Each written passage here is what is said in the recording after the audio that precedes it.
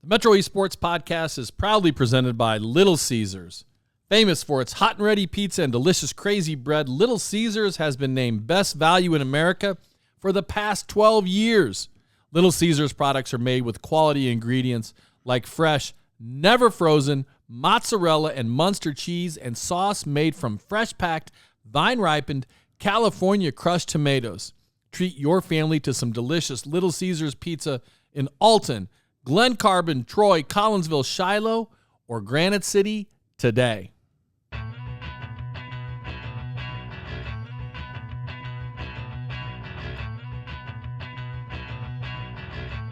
Get ready for the award-winning #1 sports podcast on our side of the river. It's time for the Metro East Sports Podcast. From the front office Wealth Strategies studio in beautiful, temperate Edwardsville, welcome to the Metro East Sports Podcast, talking all things sports in the Metro East. Season number 6, show number 28, recorded Monday, September 8th, 2025. I am David Leip, alongside Kevin Paulo. Good to see you, Coach Paulo. Great to have me here, Coach. Tonight's show features KP's Football Corner with Coach Kevin Paulo. Guest number 2 will be Greg Nasello, Alton Guru Soccer, who's now coaching the Redbirds. He spent a lot of time at Lewis and Clark, if I'm not mistaken. And we are going to talk to the champions of the Edwardsville Girls Volleyball Tournament. There was a massive tournament in Edwardsville this weekend, and the Columbia Eagles came out on top. And we're going to have Coach Kelly Landgraf in here with 3 of her top players, Ella Horner, Mara Kolensberger, and Kinley Janney. Big thanks to partners Cassens, Chrysler, Dodge, Jeep, and Ram, Keller Williams Marquee, the Blasting Game Group, Integrity Spine and Joint Center, Front Office Fiduciary Network, Oak Brook Golf Club, Viviano Heating and Air Conditioning, Play It Again Sports Edwardsville, Snap Mobile, and brand new on board, we're going to talk about them more later, Dazzling Decor in Troy. Dazzling Decor and more in Troy. 3 things I'm going to ask you to do. Number 1, subscribe to this podcast. You love it, and it's free. Number 2, follow us in all of our social media platforms on X, Facebook, and, of course, the Gram. And number 3, if you have a story idea, email me, please, at mespdave@gmail.com. And don't forget, you can nominate your favorite team for Integrity Spine and Joint Center Metro East Team of the Month. Could be a park and rec team, could be a middle school team, high school team, you name it. To nominate a team for Team of the Month, send your suggestion to mespdave@gmail.com. Please put Team of the Month in the subject line. Spoiler alert, the Columbia Girls Volleyball team is our Team of the Month. How about that? Those girls won the whole tournament. All the big teams were there. All the good local teams were there. The Eagles came out on top. They earned the top prize. Okay. Coach Paulo. You ready to talk football? I'm ready, Coach. I'm excited. We're just starting this first week of KP's Corner. KP's Football Corner. Comprehensive local high school football coverage. You love football, and we're going to cover it top to bottom, front to back. Rankings, the players to watch out for, the big games of last week, the big games coming up. You want football? We've got football. And this segment is presented by our friends at Dazzling Decor and More. So question number 1, what is Dazzling Decor and More? Well, Coach, they're a furniture consignment store. Basically, what they do is they also have new furniture. 70% of their stock is new. 30% of their stock is consignment. So I bring my desk there, and if they sell it, they keep a percentage. Yes, sir. Gotcha. Yep. So if you have a piece of furniture at your house, what types of furniture? All furniture, beds, dressers, tables, everything? Or anything, any type of furniture from your home, even in your outdoor furniture. The owner will look at every piece on an individual basis. Okay. They get stuff from, and the other unique thing about her store is they also have mirrors, pictures, lamps. How about that? All kinds of accessories. And it's in Troy. In Troy. In the heart of the Metro East. In the heart of the Metro East. And lastly, if you're a high school student or a college student, you come in with your student ID, you get 20% off all jewelry. No kidding. Yep. They have jewelry there too. Yep. Okay, where in Troy is this place? I'm going. It's 300 Jarvis Court, Suite 1. It's right by the it's in a little shopping mall right next to the Allstate insurance dealer. Okay. There's 3 or 4. Wine and Win is there. Wine to Win. Yep. Is it called Wine to Win? Wine to Win. Wine to Win. Yep. They sell wine, no beer. And they sell a little bit of everything, but we're going to get them as a sponsor on the show. We are. I'm hoping. Yes, sir. You had me at wine. Yep. Okay. Big thanks to Dazzling Decor and More for stepping up and presenting this segment. Okay. Let's start with last week's games. And when we here on the Metro Esports Podcast talk football, high school football, we're going to talk in terms of large school and small school. We know that the difference between 6A and 4A sometimes is great, sometimes it's not so great. But when we created our rankings and when we discuss these teams, we're looking at large and small. And last week's games, the big games, and we had 10 teams in our top 10. East St. Louis, Belleville East, Edwardsville in order. East St. Louis, Belleville East, Edwardsville, Belleville West, O'Fallon, number 6 Highland, number 7 Mascoutah, 8 Collinsville, 9 Triad, and number 10 Alton in our large schools. And what I notice in the games from last week, every single team lost, which is amazing, except for the team that didn't play, East St. Louis. That's amazing. You normally don't see that. That's pretty strange. Absolutely. And you can draw whatever conclusions you want to draw from that, but not one of the teams that we ranked in the top 10 in the large schools won in week number 2. It's crazy. It's pretty strange. Yeah.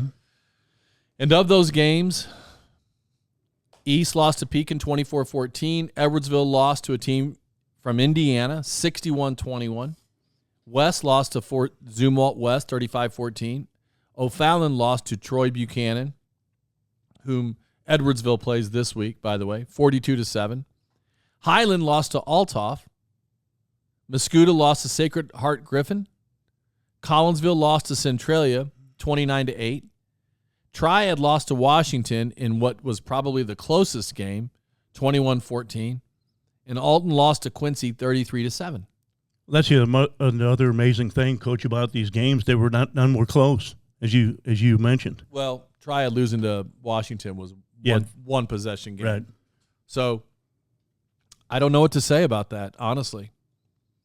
You know, somebody's gonna be. I mean, East St. Louis retains their number 1 ranking, and we'll get to the rankings for next week here in a second. In the small schools, Althoff beat our 6th-ranked large school, Highland, 42-26. They'll stay on as number 1 in the small schools, and eventually we'll do a ranking of big schools and small schools together, and Althoff's got to be toward the top half of that. I would think so. Central, 2-0, beat Mater Dei 46-0 in the Milk Bowl, which was my favorite game of the week last week. It's the first time that Central has won that 3 years in a row, and the first time in forever that they shut out Mater Dei. Very lopsided win there for Central. I believe it was 1998's the last shutout. Yeah, what did credit Norm Sanders for doing the research and keeping us ranking committee member Norm Sanders, longtime sports journalist. We're super, super lucky to have him working with us, but he brought that to our attention. Roxana was ranked 3rd for us in the small schools last week. They beat Redbud 56-7. Columbia was ranked 4th. They had one of their huge rivalry games, arguably their biggest rival. They beat Waterloo 27-18. Waterloo was ranked 5th. Waterloo lost to Columbia, like I just mentioned. So we had number 5 losing to number 4. Mater Dei lost to Central. They were ranked 6th. Sparta lost to Marshall 47-21. Madison lost to Marquette 56-14. Marquette was ranked 9th. They're going to climb up because of their win over Madison. And Greenville 49-21 over Litchfield. Litchfield, and they were ranked 10th. So those were the games from last week that involved the top 10 large schools and the top 10 small schools. Norm mentioned some individual efforts that we wanted to talk about. Who were some of those efforts? Well, a couple of those efforts, players to watch were Altoff's Stephen Brown, who had 6 TDs, and Mackay Shorter from Roxana that had 6 TDs. Also, Dupo's quarterback Deegan Prater, 424 yards and 6 TDs. And the Tigers are 2-0 to mention on there. And Mascouta's Sean Murphy leads the Metro East with 326 rushing yards. And Derek Sales from Waterloo is second with 309 rushing yards. Wow. Okay, so those first 2 guys you mentioned both scored 6 touchdowns? In the first 2 weeks. Okay, that's in the first 2 weeks. Okay. Yeah, sorry. I was going to say, yeah. In one game, they're tying Gale Sayers. First 2 weeks. Who still has the NFL record for 6 touchdowns in a game. I think Alvin Kamara tied that a couple years ago. He did. I believe so, yep. Anyway. Okay, those are some guys we're going to continue to look out for. Games for this week. What are the games for this week? Like we talked about last week, that was a big win for Breeze Central, defeating Mater Dei by that lopsided score. That's a big deal for them. Edwardsville's lost by 40 points. 2 in a row, yep. You know, the big schools, there was nothing but bad news, really. Well, Edwardsville's kind of in a dire straits, Coach. They're going to have to get to that 5-4 record. Last year, I believe, all the teams who were 5-4 had gotten into the playoffs. Yeah, you got to get that 5th win to get into the playoffs. I think you get in automatically. I don't think anybody with 5 wins didn't get in the playoffs. I don't think so either. I think you get in automatically. So, you know, I think the conference matchups, the big school matchups that everyone's looking for, Edwardsville East St. Louis and East. You know, East St. Louis is 0-1. Are they vulnerable? Probably not. They're probably still east side. They'll probably go straight through the conference, and the local teams, who knows? They're playing in Vegas this week? They're playing in Vegas. Bishop Gorman High School. I'm picking the Catholic school to be on top of the Flyers. Okay. You're picking the Vegas team to beat the Flyers this week. Absolutely. Only because my cousin went to that high school. Really? Yes. Bishop Gorman in Vegas. It's a Catholic high school. I'm picking the Flyers. All right. I'll take the Flyers. All right. I'll take the Flyers, and I predict 34 East St. Louis, Bishop Gorman 17. They're going to double them up. I've got 34-20 Gorman. Man. Send your hate mail to Kevin Paulo. Okay. What are the other games we're looking for this week? The one I picked was Altoff at Belleville East. That will get a good showing for the smaller school versus the big school.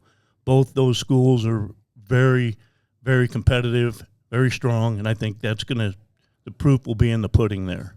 Altoff currently our number 1 small school. Yes, sir.